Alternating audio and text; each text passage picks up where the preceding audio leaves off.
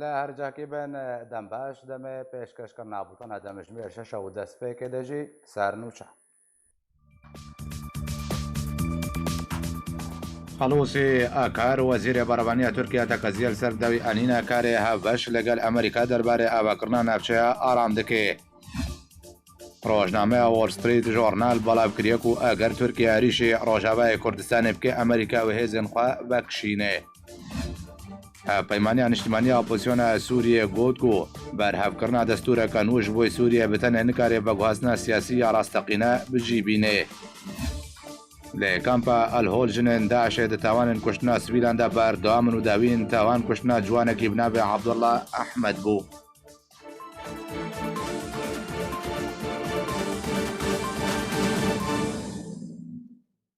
دووبارە سڵاو دوای لە دەردۆرە باژارێ هەولێرە پایتەختە هەرێمە کوردستانی تاوانێکە هەوانە لە دژی ماڵباتێکە کوردە پەنابەرە ڕۆژاوای کوردستانی هاتە ئەنجامدان کۆ دە ئەنجامە وێ تاوانە هەوانەدە تەبە ئەندامن وێ ماڵباتێ هات نەکوشتن. شەڤە بوری لە گوندێ پیرەشیە نێزیکی هەولێرە پایتەختە هەرێمە کوردستانی ماڵباتەکە پەنابەرە ڕۆژاوای کوردستانی و ژ 5 کەسان پێک دەهات باوایەکی هۆوانە هاتنە کوشتن. کاروان خۆشناو گوتوبێژێ بەرێ پۆلیسی هەولێرە لە پێجا خۆیان فەرمی لە تۆڕە جڤکیە فیسبوک بەڵاف کرد کوماڵبات ژێباv و دێو دووکوڕ و کەچەکێ پێک هاتبوو تەبایەوان پێک بە هاتنە کوشتن. لە گۆری زانیاریان و هاتنە بەڵاوکردن و دەدەستپێکێدا ئەمرن ڕق و بەردە کوشتنە وێ ماڵباتێ داهاتنە بکار ئەنین ڕێبەبەرێ پۆلیسی هەولێرێژێ کوردستان 24 ڕاگەهاندیە کۆ لە سەرێ تاوانە ژمارەیە کەس هاتنە دەستە سەرکردن. هەروەها کوردستان 24 لە سەر ماڵپەراخوا بەلاو کرد و هەوڵا پەیوەندیە بە کوتوبێژێ پۆلیسی هەولێرێ بەهاتەکردن لە ژمارەیەوی نەلبەردەست بوو. پشتێک و کریارە کوشتنێ هاتیە ئەنجامدان پۆلیسی هەولێرێ گەهشتە جهێ بویەرێ و تەرمێ کوشتیان بۆ پزیشکێ داد هاتیە بە گواستن لێ حتاوەکە نەها پۆلیسی هەولێرێ توولێ دوانێن فەرمی دوێ دەربارێدا نەدانە بەتەنێ بە کۆلین دوێ دەربارێدا هاتیە بەکردن. لە گۆری زانیاریان بەسام حسێن مشۆک و پەنابەری ڕۆژاوای کوردستانێ و هاتیە کوشتن. خانیەک لە گوندێ پیرەش لە کەس نەزان و بسەر هەولێرێ بە کڕە لێ کوڕێ خۆدانێ خانی ژێ معاملەیە کرین و فرۆشتنێ نەڕازی بوو لەگەڵ هەوالن خۆ ئێریش ئانینە سەر ماڵباتە بەسام حسێن مشۆ ئەو بەرنە دەربەی گوند و ئەو کوشتنە پشترە ڤەگەریانە و بە ئاوایەکی هۆبانە و درەندانە هەڤژین و زارۆکێن ویژی برنە دەربەی گوند و ئەو کوشتنە تێ چاوەڕێکردن و پشتی بداوی هاتنە بە کۆلینان پۆلیسی هەولێرێ کۆنگرەیەکی ڕۆژنەمەبانی لەدار بخێ تێدا هورگولیان کوشتنە ماڵباتە پەنابەرە ڕۆژ ئاوای کوردستانێ ji بۆی ڕایە گشتی ڕابکهینێ. بەسام حسێن مشۆ هەڤژیناوی سۆلین نەزیر زارۆکێن وی حسێن بەسام مشۆیە 13 ساڵی و ڕۆژکە بەسام مشۆیە 10 ساڵی و محەممەد بەسام مشۆیە 5 ساڵی خەلکێ گوندێ گرزیرۆیە سەر بێ باشارێ دێرکە ڕۆژ ئابای کوردستانێنە. سەرکردایەتی هەرێمە کوردستانی پارتیا دموکراتە کوردستان سووریا داخوایان یەک دەربارەی کوشتنە ماڵباتە پەنابەرە ڕۆژاوای کوردستانی لە هەولێرێ بەڵاوکوور و گوت و ئەو کریارەکە تاوانکاری بوو. دەخوانیەکەدا سەرکردایەتی هەرێمە کوردستانی پارتیا دموکراتە کوردستان سووریا گوت و کۆمیتەیەک ژێ سەرکردایەتی هەرێمە کوردستانی پەدەکەسی هاتیە پێکانیندا و پەیوەندیە بە ئالیەن پەیوەندیدار بکەی دەربارەی کریارە دەرحەقی ماڵباتە پەنابەرە ڕۆژاوای کوردستانی هاتی ئەنجامدان کۆدە ئەنجامە وێ کریارەدا ماڵباتێک ژێ کۆژە 5 کەسان پێک دەهات بە ئەوایەکی هۆبانە هاتنە کوشتن.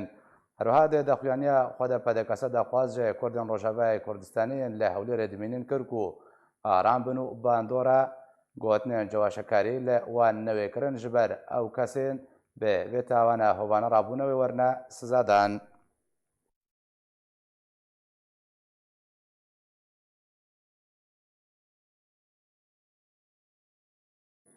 بەریا چەند دەمژمێرێکێ ڕێبەبەریە ئاسایشە هەولێرێ ڕاگەهاند و کوژەرێ ماڵباتە پەنابەرە ڕۆژاوای کوردستانê کۆ لە گوندێ پیرەشیە سەر بە هەولێرێ بەهاتە دەستەسەرکردن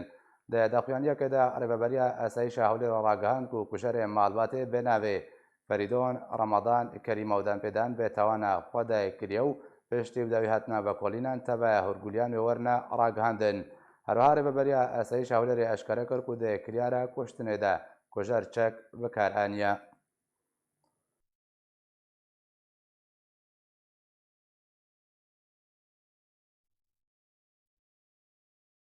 ئەمریکا و تورکیا سێم دەوریە هەبەش لە ڕۆژهەڵاتی چەمێ فەراتێ ئەنجامدان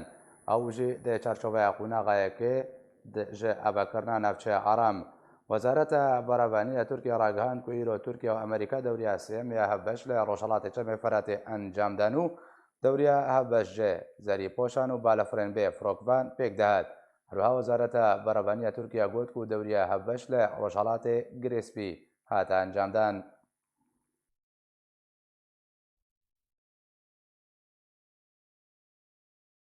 مەولود چاوشۆغلۆ وەزیرە دەربێ تورکیاش بۆی تەلەڤیزیۆنە خەبەریا تورکی ڕاگەهاند و تورکیا تۆ جددیبوونێ ژالیە ئەمریکا بە دەربارەیە بەکردنە ناوچەیە ئارام نابینێ و تورکیا ئامادەیەش بۆی ئەنجامدانا ئۆپەراسیۆنە لەشکری لە ڕۆژهەڵاتی چەمێ فەراتێ. وەزیرê dervê Tirkiye dibêje ku Tirkiye ji hemahingiya li gel Amerîka derbarê avakirina navçeya aram li Rojavayê Kurdistanê nerazî ye û hîna negehiştine wan derencamên ku Tirkiye dixwaze û Tirkiye amade ye ji bo encamdana operasyona leşkerî li Rojavayê Kurdistanê. Mevlûd Çavuşoğlu wezîrê derveyê Tirkiye ji bo televîzyona xeber ya Tirkî ragihand ku Tirkiye tu ciddîbûn ji aliyê Amerîka ve derbarê avakirina navçeya aram nabîne û Tirkiye di wê baweriyê de ye ku ev rêkeftin û hemahingiya li gel Amerîka derbarê navçeya aram cêbecê nabe û nagihe armancên xwe yên sereke. Her wiha Oğlu hişyarî da Amerîka û got ku Tirkiye amade ye ji bo encamdana operasyona leşkerî li Rojhilatê Çemê Feratê û pêwîst e geş û hewa ji bo vegera penaberên Sûrî yên lê Tirkiye dimînin were dabînkirin. Di wê kenalê de ragihandina Tirkiye eşkere kir ku Tirkiye jimareya hêzên xwe li ser sînorên xwe bi Rojavayê Kurdistanê re zêde kirine. Ew jî weke amadekariyê ji bo encamdana operasyona leşkerî li Rojhilatê Çemê Feratê. Recep Tayyip Erdogan serokê Tirkiye ragihand bû ku êrişa leşkerî ya Tirkî li Rojhilatê Çemê Feratê li demekî nîzik de wê were encamdan û Tirkiye dixwaze 2 milyon penaberên Sûrî li Rojhilatê Çemê Feratê bicê bike. û ji aliyê xwe ve Amerîka piştî ku du dewriyên hevbeş û heft gerên esmanî li gel Tirkiye li Rojhilatê Çemê Feratê encam dane heta weke niha tu lêdwanên fermî weke bersiv jê lêdwanên berpirsiyarên Tirkiye re nedane. وەزیرە بەڕێوەبانیە تورکیا تەکەزیە لەسەر داوی ئەنینە کارێ هەبەش لەگەڵ ئەمریکا دکێ ئەگەر ناوچەیە ئارام لە گۆری داخوازن تورکیا نەوێ ئاواکردن. خەڵوسی ئەکار وەزیرە بەڕێوەبانیە تورکیا ji بۆی مارک ئێسپەر وەزیرە بەڕێوەبانیە ئەمریکا تەکەس کرد و گوت و پێویستە کاریدۆرێکە ئەولەهی وەرێ ئاواکردن و کوڕەهیە ناوچەیە ئارام 30 کیلۆمتر بێ لە ڕۆژئاوای کوردستانê. هەروها ئەکار گوت ئەگەر ئەمریکا نەجددی بێ لەسەر ئاواکردنا ناوچەیە ئارام لە زووترین دەمدا تورکیا ڕەشدا لەسەر داوی ئەنینە کارێ هەبەش لەگەڵ ئەمریکا دەربارەی ئاواکردنا ناوچەیە ئارام.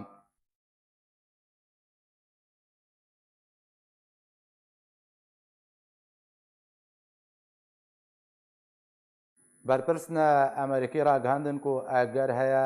دەمەکە نێزیکدا تورکیا دەربەسی ڕۆژهەڵاتێ فەراتێ ببێ و ئەمریکا وێ vەکشێ و دەبێژێ وی دەمیت و چارەسەریش بلی vەکشانێ تونەنە. ڕۆژنامەیە وەڵستریت جۆرنال یا ئەمریکی لەسەر زارێ بەرپرسنە ئەمریکی بەڵاو کریە کۆ بەرپرسێن ئەمریکی دە هەستەکە فکارێدەنەک و تورکیەوێ دەمەکە نێزیک دە دەرباسی ڕۆژهەڵاتێ فەراتێ بێ وی دەمی دەبێت و ڕێبەبەریە سەرۆکی ئەمریکا دۆناڵد ترامپ هەموو هێزن خۆش سووریە vەکشینێ داک و تو ڕوبڕووبوون بە هەپەیمانێ خوێ ناتۆرە ئەنگۆ تورکیرە ئەنجام نەدێ. لە گۆری وێ ڕۆژنامەیەک و بەرپرسێن ئەمریکی دەبینن و باڵگەهانە تورکیا دە چەند ڕۆژێن یانجی هەفتیان بێداوێ دەرباسی ڕۆژهەڵاتێ فەراتێ بێ و ئەو یەک وێ هێزن ئەمریکی بخێ جهێ مەترسیە ئەنگۆوی دەمی تو چارەسەریش بلی vەکشانێ نامینێ.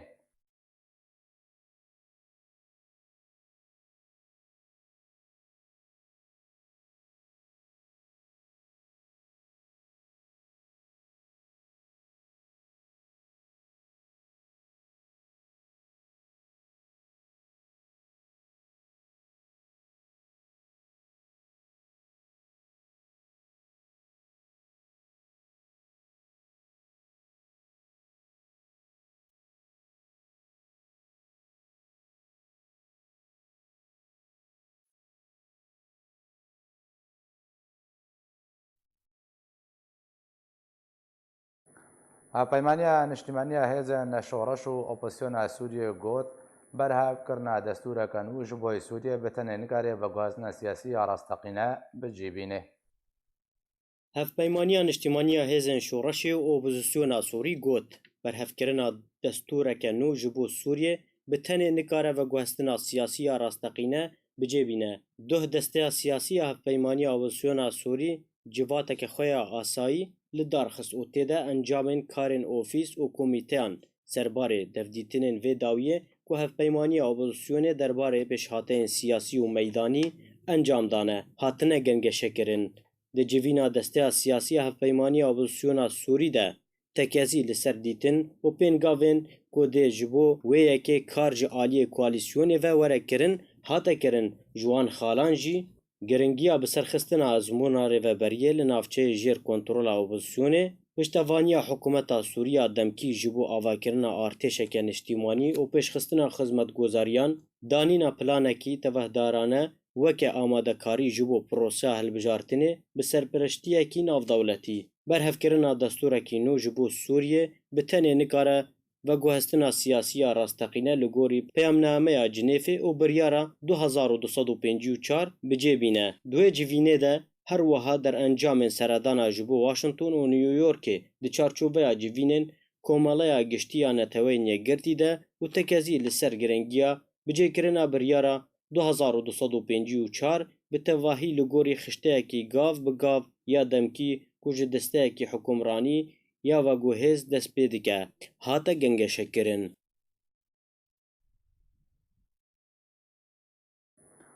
سێ ساڵ لەسەر کۆمکوژیە هۆلا سەنابلیە بەژاریا حەسەکێرا دەرباز دبن و دە ئەنجامێدا 37 کەسان گیانە خۆش دەستدان و بەدەهانژی بریندار بوون وەنەگرێ وێ هۆڵەی ژارکێرە بەحسا کۆمکوژیە دکێ تالیەکی دنجی خۆجەهیا حەسەکەیە ئەنجومەنە نیشتیمانیە کوردی لە سووریێ سەردانە گۆڕێن شەهیدن وێ کۆمکوژیەکرێن. سێ ساڵ دەرباز دەبن لەسەر بیرانینا کۆمکوژیە هۆلا سەنابل لە باژارێ حەسەکی یا گۆسیح و هەفت کەسی ژیانە خۆش دەستدان دتەقینەک تەرۆریدە. ئەحمەد خەلەف وێنەگرێ وێ شاهیا هەفژینی ئاخیوی لەسەر وێ بویەرێ. ڕحمە خودی وان شەهیدا بێ و خۆی تەعالی بان بریداری گۆمانین راب سەرخۆ ئینشاءالله و سەلامەتی رابن سەرخۆ چەند حەمانە علمی بتێدە هی نارتێنن و ئەم داوت ئەخەم عادی مەشاند پیشی ساعت و نیڤەکەی 2 ساعت کێمر بەکەی يعني تشتێک و بەرچاوێم چێبوو ومدی يعني كهرباء قد بوون و تۆز و هات و تەقینێک چێبوو بەس تەقینێک نەئاخورد ئەم خۆ حەسیان بردوێت و گۆڵایی تەفجیرە گۆ تەفجیر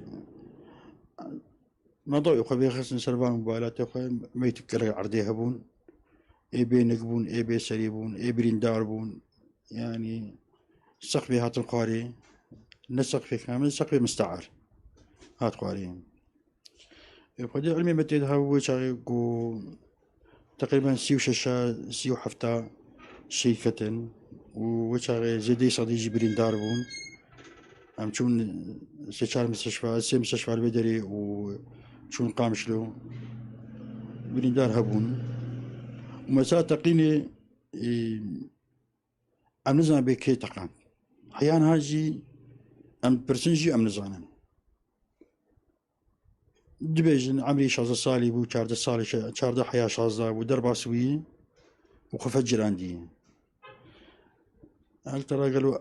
ئەو هاتبوو نێزیکی فڕقێ خۆفە جرینە بەگەریا بەردەری دبێژنش دوود ئەو فەجراندن و گۆرگ ژبەر هات گوتن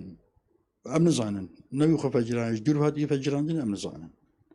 هەروەها خۆجەهیا حەسەکیە ئەنجومەنە نیشتیمانی کوردی ڕابوو بسەردانە گۆرستانên پاکراوانان. هۆلا سەنابل دە عێریشێک ترۆری گرتن سەر شاهیê Kurda di wextêk em şahiya dikin em kêf û xweşiyê dikin em dixwazin jiyana welatê me bi aramî derbas bê ew ermanca wan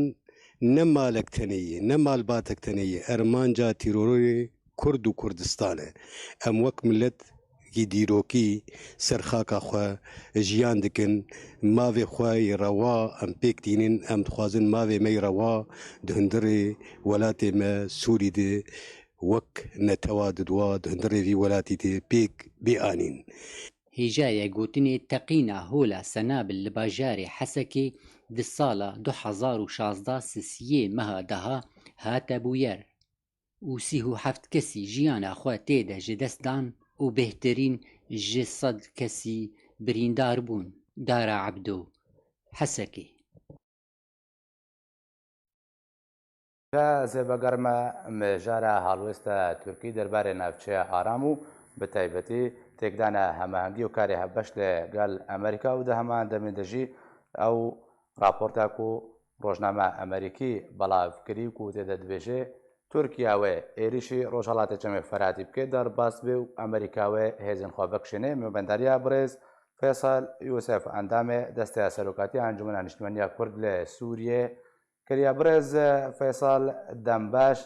ئەv پێشوەچوونێن نەچابەرێکری بیانژی وەکەتت بینیان گۆ چابەرێکری هەر نابک لەوەرێکردن دەربارەی ناوچە ئارام و نابەرە ئەمریکا و تورکیادا چاوتێنە خوێندن شعالێکی بە تورکیا گەفە هەڵوەشانەکاری هەبەش دکێ و ئەمریکاژت بێژێەوە هێزی خۆ بەکشێنێ. بله سپاس اشترا وج مشغان هجارة گالک سپاس از دست بيكي سرساغية جوا مال باطن ايجو شهيدي هولا سنابل لحسيتشا ورحتيه جي جبرين دارا راو في دارن يعني ملتي مجوا ابو يري خرابي او كسي سفيد او كسي بيري جو دين استهداف والمولود بينن يعني باسيجو او ضحايا او شهداء شن باسي ملتي ما هروي سركتي لسر برساتا او تشتيجو تن نافچا آرام يعني نافچا اجبو باراستنا سينوري تركا لسر تشتغلاند حتى انها تشتيجو چه تشلو وكرن بس ياجو كارتي تشتيل برچا باب كارتي او نافنداغو تنسيق بين امريكان او تركادا دورياتي واد مشن يا دما اولدا بربيدن دما دواجي يعني تشا بدنا مشاندن مرحلات دوا وحتى ياسيا او حتى نهال سرغو تركات تروجا خوستني خو دا خوازي خو جي كيم نكري هر وقتي تشتكي ضستيني وتشتي ديجي داوتكي يا تفاهم نابلي بكن ريكفتن نابلي بيد نابينا امريكان او تركاد بزلالي او دمشي 5 كيلومتر اول دما مرحله اول واي بكارتينن ايروجي دورياتي واي السر عرضي برێز فێسال برێز فێسال ئەv پێشوەچوونن لەسەر عەردەیەک وت بەحث دکێ تورکیا گەلک جاران ڕاگەاندیەک و نەبدلێ تورکیا و تورکیا ژوان پێشوەچوونان تایبەت بە ئەڤەکردنە ناوچەی ئارام نەڕازیە و دخوازێ بهتران گو پێنگام لەسترۆر نەئاوێتن لەومە ئەv پێشوەچوونên ئیرۆ ئەv لێ دوان گوهاتنە بەڵاوکردن هاتنە ڕاگەاندن سیاسەتێ دە تشتێکی گۆ ئەس بێژم هەمەوە ئەزگهام مبداوي تنه يعني ارمانجي تركي وقتيجو مثلا درع الفرات وبيشتري درباسبونا عفريني ودزدانينا سر عفريني وحتى ايرو هر وقت يعني دسبيكي دا دسبيكات تشتيجو تركا ودا خوازي خو وارمانجي خو جيره دسبيكات دينن نو والله قها مساله كيت بيجي سباس في جاس قها مع ارمانجي خو يا التفاوضات سياسي دا تشتك داوي نينا يعني جبروا له تركيا ريكرتنا ولا مذكر بامريكانا رو سرد مشي بدسته خستيه وكي ديجي هر دعوات تشتي خوي ديتري اگر نافچا آرام دبيجي اگر مسافت دبيجي قرترتكي ازوينات عاليه سياسيه اگو تشتي قول سرتي شغلاندن نابينا دولت از دبيجي اما اولا مساله شلو فكرنا سياسي يك ام اجتهادات ابكن جمخ او دبي تشتكي ديتري حتى انها ريكفتن نابينا امريكا وتركادا تشتي اريني كريل سر انقره والواشنطن او دمشق باشە برێز فێسال ئەv لێ دوان ئەنگۆ راپۆرتە ڕۆژنامە وۆڵستریت ژۆرنال کوێ بچڕەنگی دخوێنێ و تایبەت بێژێ ئەمریکا وێ بەکشێ بە کوردی و بۆ کورتی یا تشتێ فەرمیە گوام سەر ئەوکە دەبێژێت سەر بسەکرێن کۆچکە سپی وزارەتا دەربەیە ئەمریکی ئەوە نێگۆیان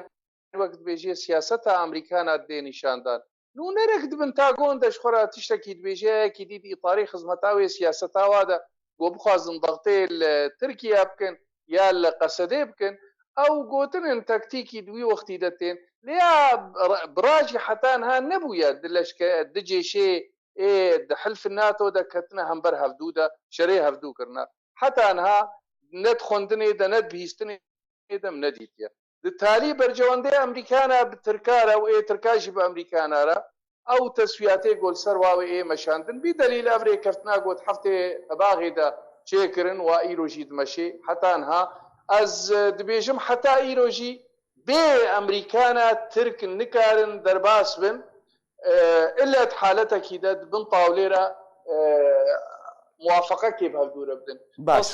تصریحات یەکۆتە دبێژێ نەکی ناونیشان کریە دبێژێ یەکە ئەو یەکشی گەلک جاری وەک بە عەرەبی دبێژن بالۆنات اختیبارێنە ئەون ji bo bêhtir meselê siyasî û serbêsekandin. باشە برێت فێسال لەگەر من بمێنە لە ستیدوێ هەروەها ڕۆژنامەبان نورەدین عوسمانجی لەگەڵ منە برێز نورەدین هەر ئیرۆ ڕۆژنامە وەرسی جۆرنال ئەو لێدوان بەلاو کرد و لە گۆری تەبایە ئاماژەیان تورکیاوە دەرباسی ڕۆژاوای کوردستانت بێ بەرتە شارە نینە لە پێشی هێزن ئەمریکی و ژبووی کوڕبڕوو بوون چێنە بێ خۆڤکشێنێ دە هەمان دەمێدا وەزیرێ بەرەبانیە تورکیا خەلووسیا کار بێژێ ئەمێ ڕۆژاوای کوردستانێ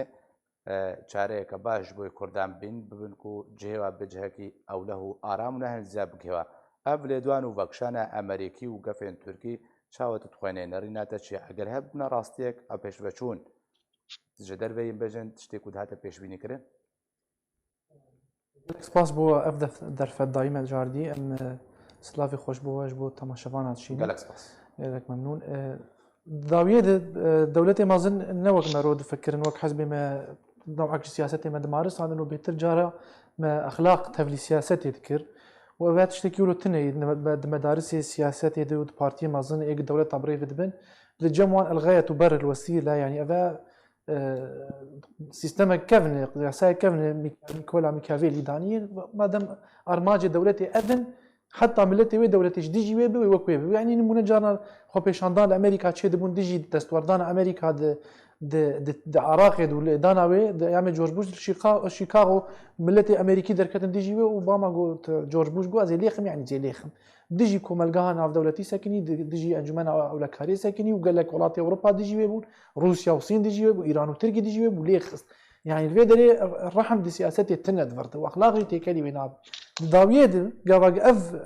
ما مدخل في السياسة تيره ويف ولاطنا سر برجواندي خو كار بكن برجواندي ولاط جارنا راس يفتين جارنا ديجي هفتين اجا وانا دجيه راس يفتو تم هفدود كن جيه راس يفتونا وق منو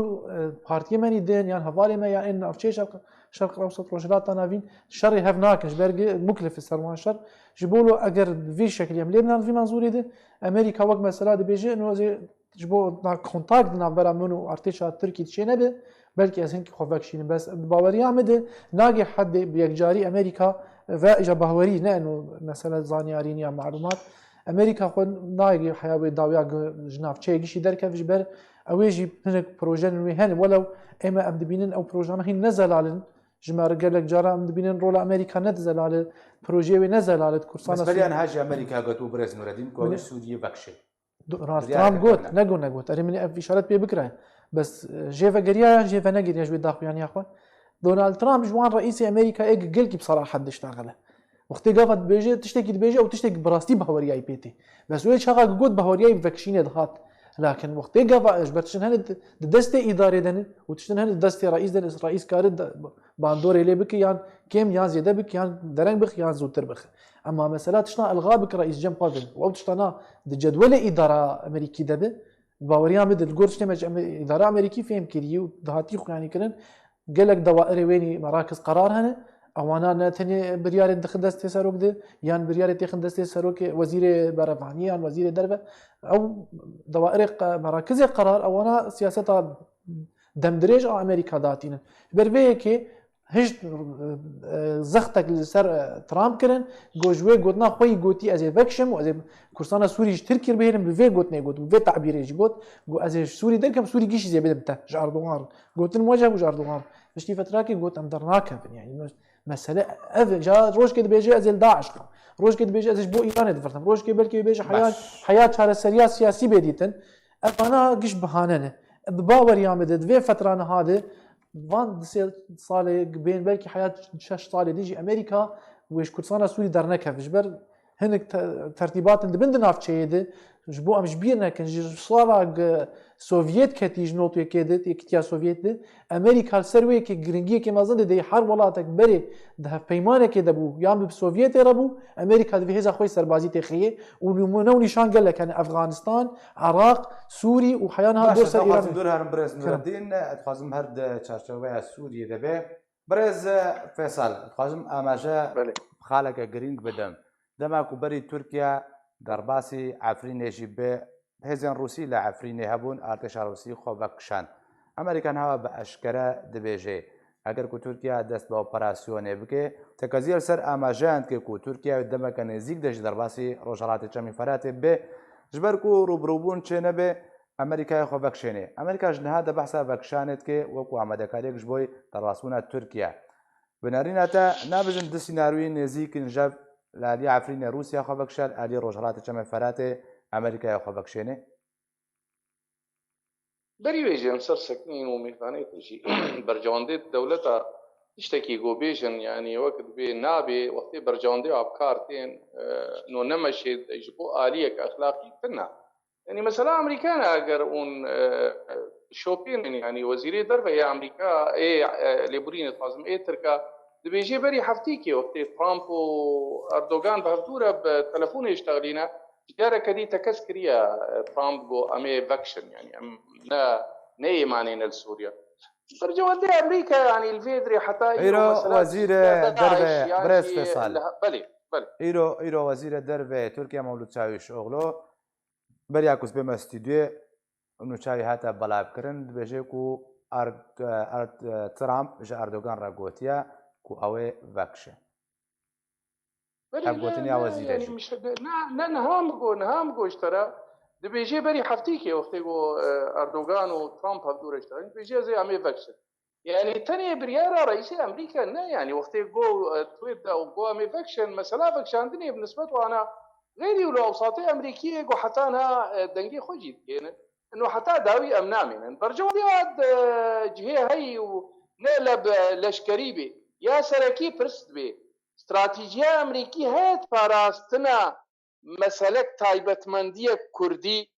يانجي دروجلاتي فراد دوقوا ونارتكن إيروجي هناك لابورتي قوتين أمريكي مسألة عشائري عربة وإيدي تري إلا تخوازن وابروا يعني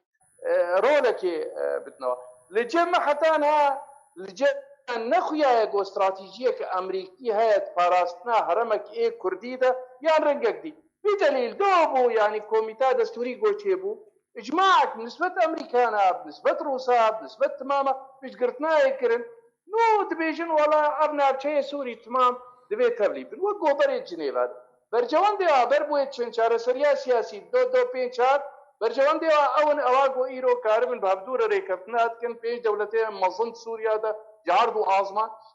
استكست كم استراتيجية كأمريكانا إزلال مراسنا كردا دا حتاني نهاتنا ثاني دبيجن شهر سريك بأوضاع دندري سوريا دا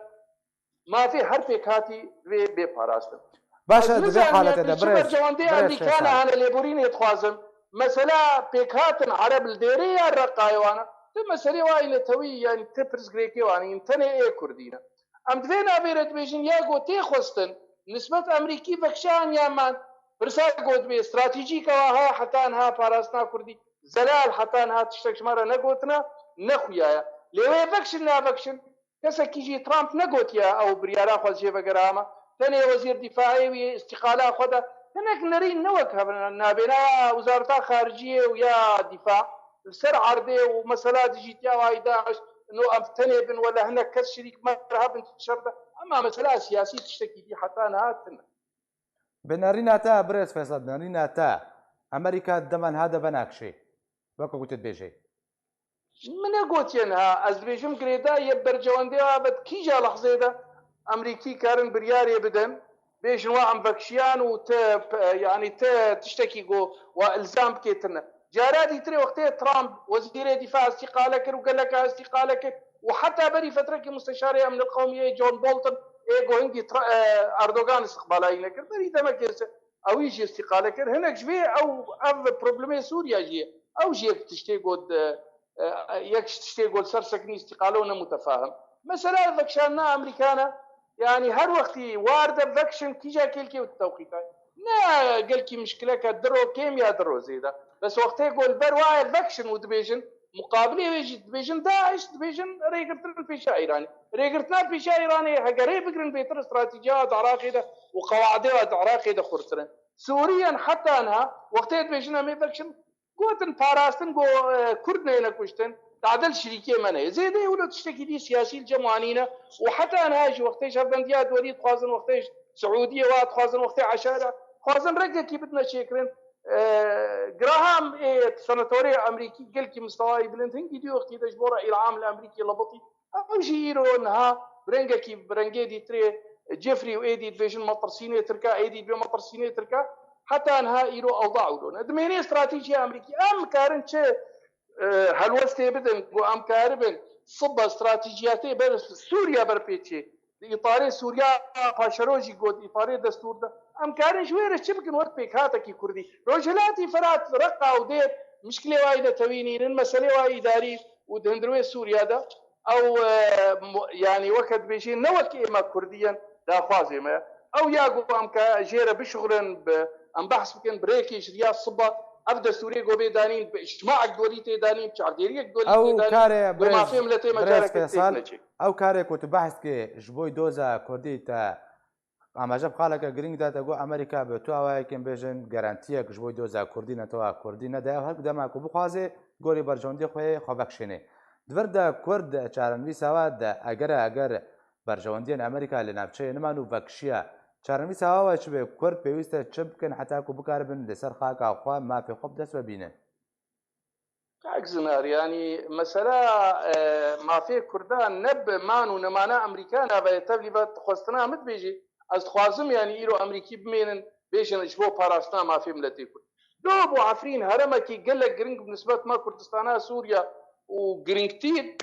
ابو ايرو قلت شوارجي بحث كده يعني تشتكي دي السرد اشتغلن بيجن بريجي من ليبون ايروجي يعني وناخن خدي شيرا ايروجي يا هري جرينج ام كاربن سياسيا اواغو تيداني صب دستورك حقوقي ملتي كرد سياسيا سلميا باراستي بي اما امريكي ام خوستنا مش كم ده باراستنا ملتي ما جابديريك دوليج باراستنا ملتي ما خوستن تشتكي والسر عرضيه تشتكي ديا لي صب امريكي بيجن والله مش ما فهم ملتي كرد يعني جهداريه كيرو لابورتيتين وقفتنا عرب الاليه رقا ديري قبلي جزيره وانا الاليه عربه بلكي بقاسي ويناجي هي قرنا انا كنت اباي تشتي هيجي دواهر ما بي از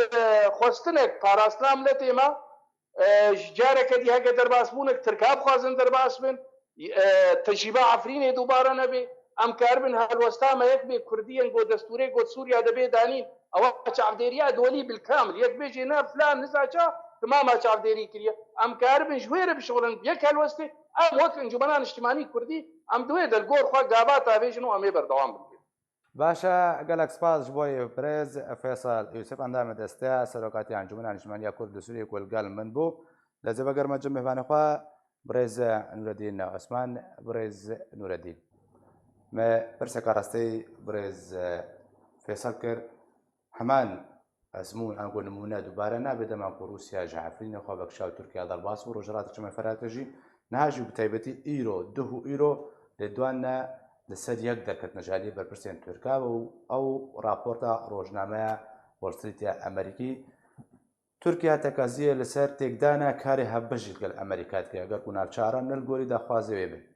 تركيا تكازيه ابو بورا امريكا تكازيه سر بكشاين كدا بروبروبون نابادا درست نبي بجل غوري اماجان اويكو درباس به بدات خوازم براود كنا برا عفرينه روجرات شمه فرادتكم تقاجب نزيكن اگر هي براستي باوريان بدي أنا هناك بلكي دور دبينم بل يعني تمي جارنا جي نوك بكاري سياسات يعني پیش بینی کردن سیاست توقعات سیاست ده نوک مثلا توقعات مرود رياضيات دبك يعني كيمياء وفيزياء بجبره وانا معادلا وارقاما تمي نزيكتري راسيه دارت كذا لد مساله سياسات ده قال لك فاكتور وعامل هند هيلينج او تشتيت جهاي بيجو هرتن خلال ظرفك معين ديان تشتكي شيء بجبر ويكي ام نكار صدي صد بيجن ليه ام جوروان نشانه هنا مكار من جريدن ام بيجن ده مثلا كفكشانا روسيا افريني فكشانا امريكا جروجلات افراتي از قالكي دور دبينن برايا مش بر قالك تشتهني دهيلقي ام ببينن امريكا وتركي دروجلات افراتي والهفنا كم مش بر وانا برينها قالك خال هف دور كرنا مثلا نافندا اوبراسيوني هف باش شكل تركيا دانينه دوريين هف باش درخستنه دوريين اي بجايجي وعزمانيجي هف دور كرنا تركيا وامريكا حردو هف بيمان قالك خورتن دناتو ده هف دور شريكن ونجنا هذا تركيا يك جوان ولاتي قالكي اي دور اوان هي رول اوان هي تشكرنا فروكين اف سي 5 دي يعني تشكرنا ويد باش دار بتركيا نذكرنا ويد تاني قالك تشتي تركي رولك قالك مازن ريس سردما شر صار ده دنابرا سوفيت وامريكا هذا وقتها شر صار بحانوتو كي يعني كوماري السوفيت لسر حدود تركيا ساكنين جورجيا وارمينيا افانا حرب الجمهوريه السوفيت معسكري اشتراكي بون بنيان وار سوري وعراق اوجي هف بيمان السوفيت بون تركي تاني وقت جزيره كما بون بيشيا مدى شيوعيتي جبر فيكي قال لك بيجن بيوندي وان قال لك خورتن وبير راحتي البرجوندي وان هفناك جبر قال لك كورن اما مثلا داخيانيه قتين بيجي مثلا كات شبه عم بفسر ما بعد داخيانيه بدن دباوريا مد زيتري فشاري تني يعني مثلا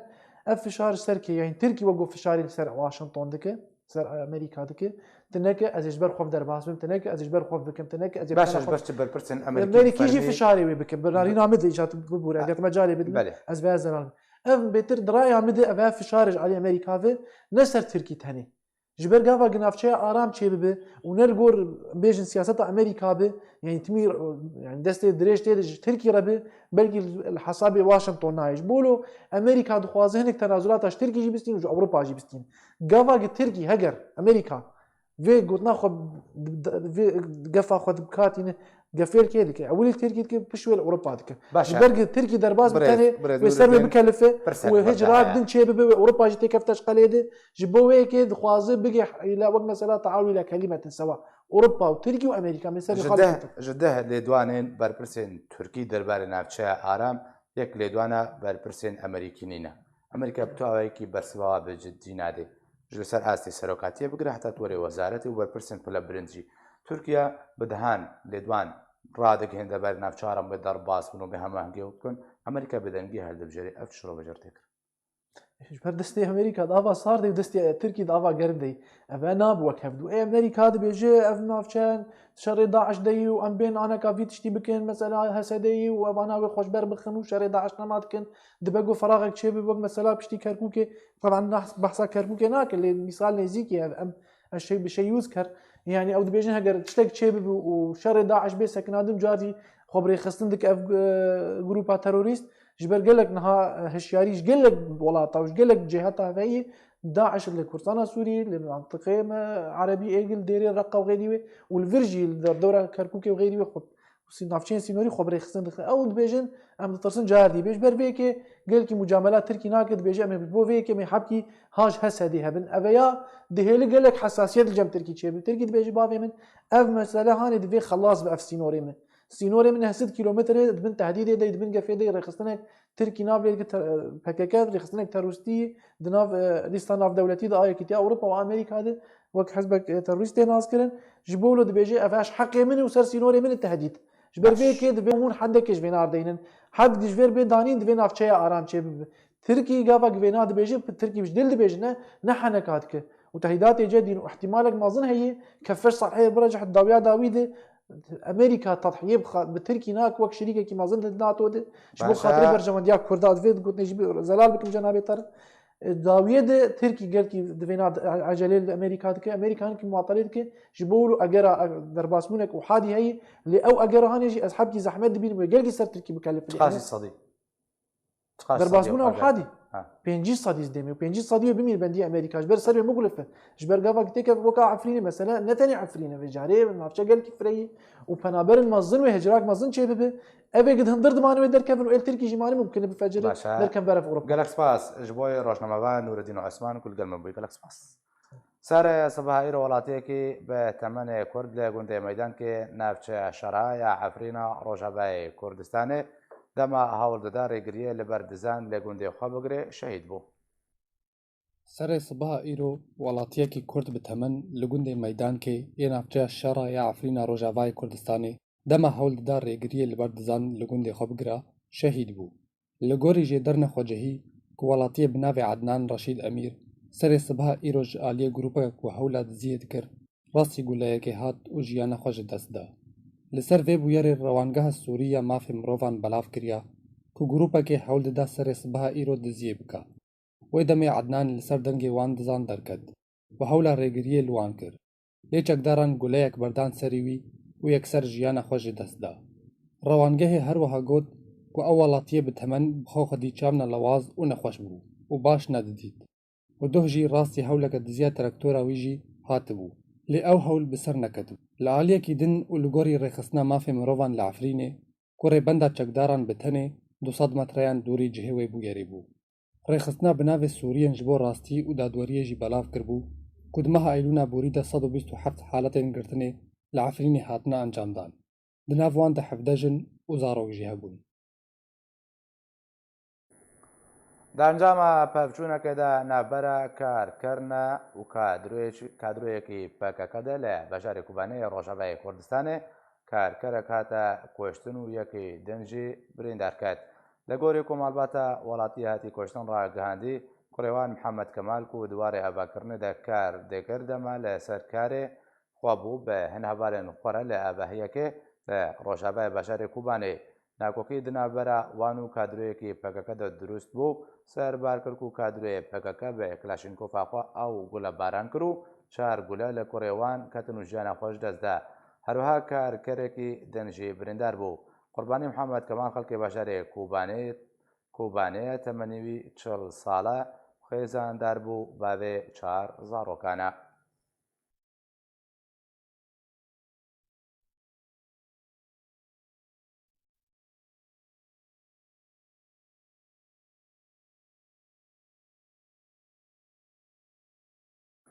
دکتۆر عەبدولحەکیم بەشار ئەندامێ کۆمیتەیە دەستوریە سووریە و جێگرە سەرۆکی هەپەیمانیان نیشتیمانی ئۆپۆزیسیۆنە سووریە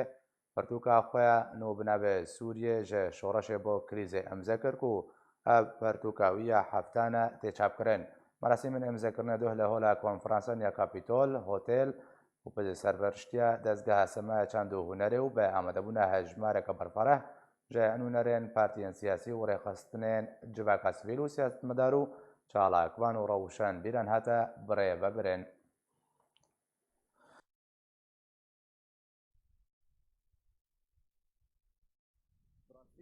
يعني دانينا كتابة وأرشيف كرن ودي كومنت كرنا شورشا سوري تشتكي جلكي جرنجة بتهايبجي دو وقت ويده دما ويده أنا هاتي داني تایبەت مندیاوێژی تشتاق ئەها دکتۆر عەبدولحەکیم بشار دەیتینێ یعنی ژەئالیکی وێ ڕحناییکێ داوێژە سەر ڕەوشە سووری تەردی ئادژی هەر قۆناغەکێ دێ ڕۆلا کورداژی تێ دیارکردن ینی بەشداریە کوردا یعنی هەنێکی جارنا خەلکێک ji bîra dike û em li dervê hedesin na newloyê tê xuya kirin li gorî nivîsandin û danîn û hebûna dî komenta ged her wextekê de Kurd hene û li devera yanî bilindin jî ne li ser hamiş di hundirê şoreşa Sûrî xwe her tiştek bê kirin her cihdek bê danîn wê sûde jê hebe wê feyde jê hebe heta çira deyî مروکاری به فایده جیب که بس افکتبایا وک عنوان آوی دیت نامه ده نری نامه ده و چشتن باش ده هندره ویده هبن و کیمانی آوی ده و دیالوگ کی وکی و گفتگو کی وکی و پرسک چی ببی حتی کی جارا ده اف شورشایا چه تدبو و گهشته چه و اف گریزاگو ام گهشنه ده صدمه و اسبابه تشتكي نوها درد كفيش بوشورشي مادا كفي دستي خلقي مدى كارن قفتوغوي بكن ديالوكي بكن حتى كجارة دي يك متفق به يا مختلف به بس آگو گل کی باش و انجام بده آگو دیالوگی ود که ایگو آگو دانستاندنه ود که و میسر میزدک و هر کس کاری بيشتغله و ببینه و دیالوگی و نفاش کارگر چی باش دادی خاصن دکتور دیپلماسی چی بقوته و لسر آسنیو خو لسر آسنیو دولتی زور معروفه و تانی الخلاف فترة شي كم أزمنة شباش هبي كارجر شباش هبي لروني دولتوا لسر أستي عالم بتعبد لسر كرداني روجا أوي كباسي سياسة أو غدر لكرداني برامان كردان روجا ودكرت خاصة لمناطقي قامش لو حلبة عفرينة لو زيانة روشة شي زور خرابة هوادارين أو أصعب كوتاي بيتو سركوتي دبل إن شاء الله.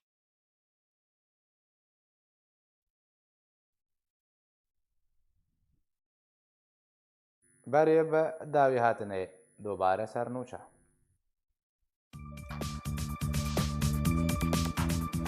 خەڵوسی ئاکار وەزیرە بەڕەوانیە تورکیا تەکەزیل سەر داوی ئەنینە کارێ هەڤەش لەگەل ئەمریکا دەربارەی ئاواکردنا ناوچەیە ئارام دکێ. ڕۆژنامەیە وۆڵستریت ژۆرنال بەڵاوکریەک و ئەگەر تورکیا ریشی ڕۆژاوای کوردستانی بکە ئەمریکا و هێزن خوا بەکشینێ. پەیمانیان نیشتیمانی ئاپۆزیسیۆنە سووریە گوتگو بەرهەفکردنا دەستورەکە نوش بۆی سووریە بتەنێ نکارێ بە گواستنە سیاسی یا ڕاستەقینە بژیبینێ. لێ کامپە ئەلهۆلژنێن داعشێ دەتاوانن کوشتنا سویلاندا بەردەوامن و داوین تاوان کوشتنا جوانێکی بنابێ عەبدوڵڵا ئەحمەد بوو.